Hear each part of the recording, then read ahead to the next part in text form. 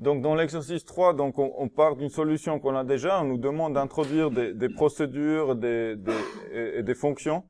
Et on dit qu'il faudrait avoir au moins les deux suivantes: calcul prix à payer, afficher prix à payer. Bon. Si on part de cette solution-là, il faut mettre en place le squelette, donc la procédure main. Tout ça, on va le mettre dans le main. Tout ça, on va mettre dans le main. Et puis après, on a if name égale... c'était ça? Non, if name égale main, oui. Il y a un truc comme ça. Dans ce cas-là, on fait main. Juste pour tester. Il fait rien du tout. Donc là, j'ai pas mis le bon truc. Quelqu'un peut me dire ce qu'il faut mettre par cœur, là? 2 tirets? Ah, voilà. 23 et une pièce, voilà. OK. Donc, ça c'est la base du squelette. Donc après, ici, on a la partie input. Donc ça, c'est bien séparé. Vous voyez la phase de input. On peut mettre, je peux mettre un commentaire juste pour bien clarifier, mais bon, on voit que c'est des lectures. Après là, on a le calcul et l'affichage. Donc, avant d'introduire, ce qu'on veut faire, en fait, c'est de faire une procédure. On nous a dit ici, donc une fonction calcul prix à payer. Genre prix égale calcul prix à payer. Point virgule, ça c'est dans d'autres langages. Avec un certain nombre de paramètres. Et puis après, un truc afficher prix à payer, qui va afficher ce qui est affiché. Donc, on a la phase de calcul et d'affichage à séparer. Donc, ce que je constate en regardant le code ici, c'est qu'on a un mélange entre... Enfin, un mélange, on a ici des calculs, et là, on a de l'affichage. Vous voyez, quand vous avez une clause if, et puis else, et vous avez les mêmes instructions à la fin, ça veut dire que vous pouvez les mettre à la suite. Vous voyez, la ligne 11 et la ligne 18 sont identiques. La ligne 19 et la ligne 12, presque. Ce qui change, c'est que là, j'ai mis 0 et là, j'ai mis rabais. Et puis ici, la ligne 13, c'est somme totale, et ici, c'est la ligne 20, c'est somme totale moins rabais. Donc, il y a une solution pour que ça devienne vraiment identique. Je mets rabais égale 0, et puis du coup, je peux mettre rabais ici, et somme totale moins rabais. Donc, j'ai des lignes identiques. Donc là, je suis en train de faire du refactoring. Déjà, simplifier le code, démêler ce qui est calcul de ce qui est affichage. Donc, ces trois lignes-là, du coup, elles sont identiques, donc je peux les faire après le if, puisqu'on le fait à la fois si c'est vrai, à la fois si c'est faux. Donc, dans tous les cas, on le fait, et on le fait à la fin, donc c'est comme si c'était après le if. Le calcul ici est presque le même, ce qui change, c'est ça. Donc, ça aussi, vous voyez, ces deux lignes-là sont les mêmes. Je les fais à la fois quand c'est true et quand c'est false. Je les fais dans tous les cas. Du coup, je peux autant les faire avant le if.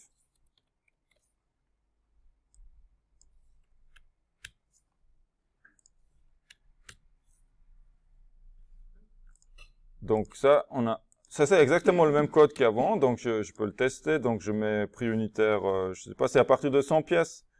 23, nombre de pièces 100. Non, c'est 101. 23, 101. Donc là, on a un rabais. OK.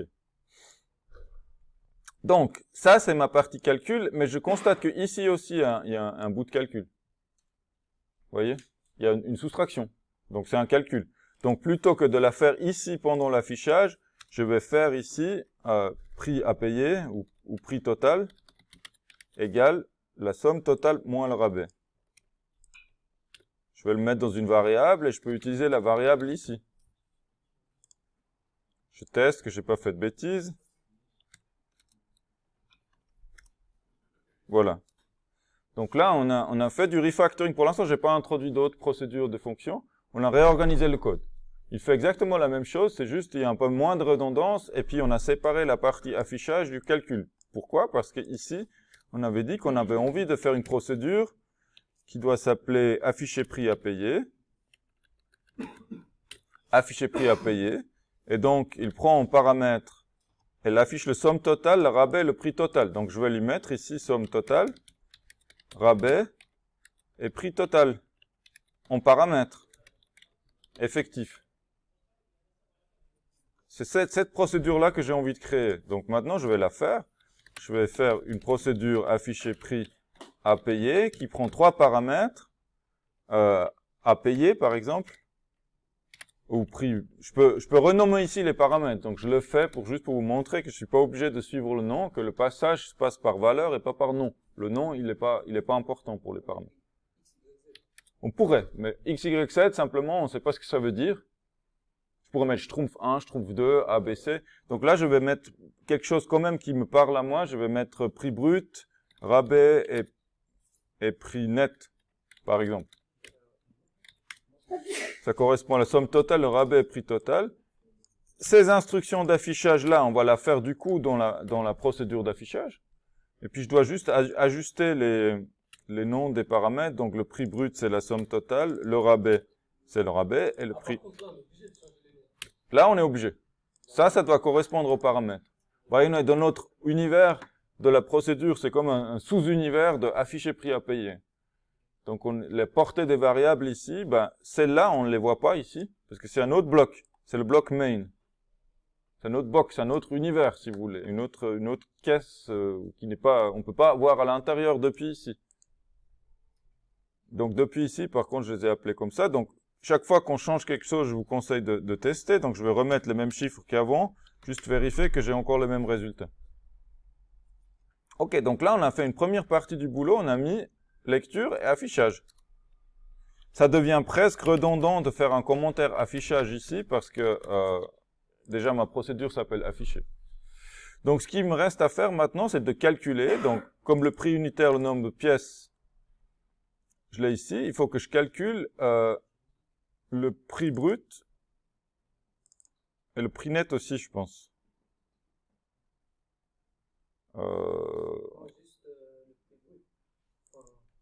Ouais, mais le prix net aussi, il est calculé à partir du prix unitaire et du nombre de pièces. Dans cette façon de faire. C'est aussi un calcul. Ouais, mais on peut pas mettre seulement dans l'affichage après. Le prix net. Ouais, mais du coup, on met un calcul dans l'affichage. Ouais. Donc, on peut, mais on sépare plus les étapes. Donc, là, on va faire une fonction calcul prix à payer. Vous voyez? C'est ça on veut remplacer ça par ça. Elle a besoin de quoi pour calculer le prix à payer? Elle a besoin du prix unitaire et du nombre de pièces. Le rabais, elle va le calculer. Donc, puisqu'elle a besoin du prix unitaire et du nombre de pièces, et elle va retourner quoi? Le prix total. On écrit déjà ici une variable prix total, parce qu'à chaque fois qu'on fait une fonction, on veut récupérer un résultat, il faut le mettre dans une variable. Ouais, parce que ça, maintenant, on va le mettre à l'intérieur de calcul prix à payer. Donc, calcul prix à payer. Prix unitaire, nombre de pièces. Je peux mettre ça maintenant là-dedans. Est-ce que ça va marcher ce que j'ai fait jusqu'à maintenant? Quand je fais ça, est-ce que vous pensez que ça va marcher? Je vais enlever ce commentaire, il est plus nécessaire parce qu'on n'a plus grand chose d'autre dans le main. Je vais avoir une erreur. J'ai une erreur, alors déjà une valide syntaxe. Ici, il n'y a pas lieu de mettre deux points. Prix unitaire. J'ai le somme totale qui n'est pas défini ici. Parce que je l'ai mis là. Vous voyez? Mais pour l'affichage, j'ai quand même besoin de la somme totale. Dans la paramètre de? Tout à fait. Une bonne idée. Ouais. On va le mettre là, mais pour pouvoir le mettre, donc à la place de mettre juste prix unitaire et nombre de pièces, on peut aussi lui mettre la somme totale, si on veut. Mais il nous reste le problème que là aussi, il n'est pas connu encore. Vous voyez, là aussi, si je vais là, il n'est pas connu. Donc, je dois quand même le calculer avant. Somme totale. Ce calcul-là, je le fais en bas, en fait.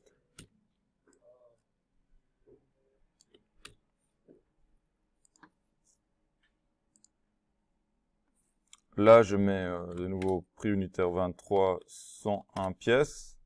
Rabais is not defined. Donc, j'ai de nouveau un souci avec l'histoire du rabais. Rabais égale 0, rabais égale somme totale, c'est où le problème? Il est là.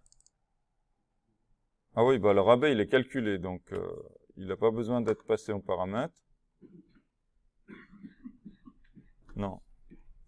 Ah, ici aussi, le rabais, il n'est pas connu. Donc on a le même problème. Comme on calcule des choses dont calcule prix à payer, on ne peut pas les afficher comme ça. Donc le rabais aussi, on va le séparer. Le rabais, on va le calculer à l'avance. Donc vous voyez, on commence à avoir plus en plus de décomposition, ce qui encourage, je pense, que vous avez fait de dire, ok, je fais dans mon calcul prix à payer, je calcule dans l'affichage.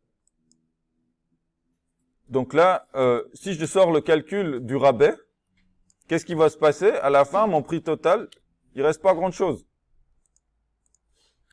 J'étais un peu trop ambitieux. Vous voyez, au final, qu'est-ce qui me reste?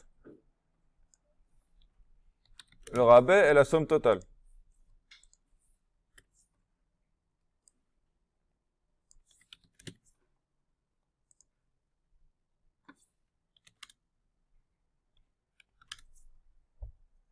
Prix à payer non. Qu'est-ce que j'ai oublié?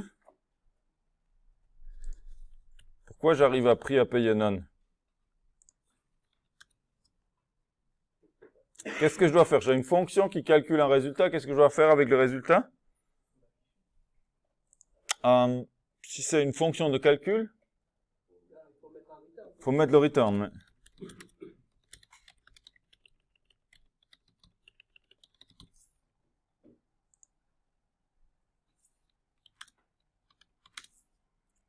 Donc là, on a la valeur retournée. Voilà. Maintenant, la fonction, elle fait pas grand-chose. Finalement, j'ai mon rabais et la somme totale qui sont comme calculées ici. Quand on nous demande de créer des procédures, vous voyez, il nous contient 2 procédures suivantes, mais il contient aussi le main. On a le droit de rajouter d'autres procédures. Vous avez toujours le droit de décomposer encore plus votre programme. Donc c'est ce qu'on va faire maintenant. On va faire une procédure pour calculer le rabais. Calcul rabais. Qui va faire quoi? Qui va faire ça? Pour calculer le rabais, j'ai besoin du nombre de pièces, de la somme totale et du nombre de pièces.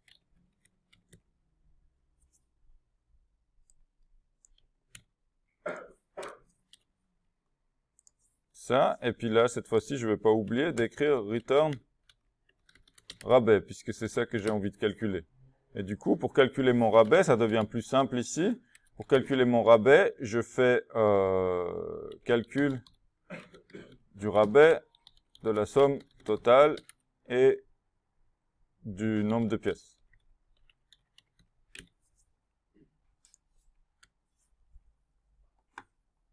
Donc ici, maintenant, j'ai ma phase de calcul.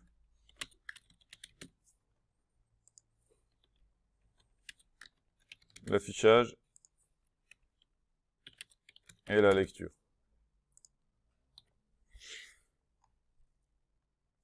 Alors c'est à peu près pratiquement sûr, je pense que presque sûr, après à 99% sûr que si vous mettez cet exercice devant un autre, par exemple un autre prof d'ALP, il va arriver un petit peu à un résultat différent. Donc il y a différentes façons de découper. Donc je dis pas que si votre solution c'est pas exactement celle-ci, elle est pas pour autant fausse. Ce qui est important, c'est dans l'énoncé déjà de respecter ce qui est marqué. Donc vous avez au moins ces 2 procédures, afficher calcul prix à payer, afficher prix à payer. Et puis aussi de bien séparer les calculs des affichages.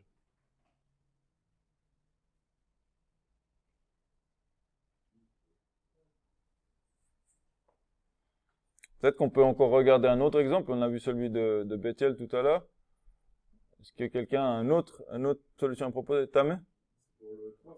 Oui.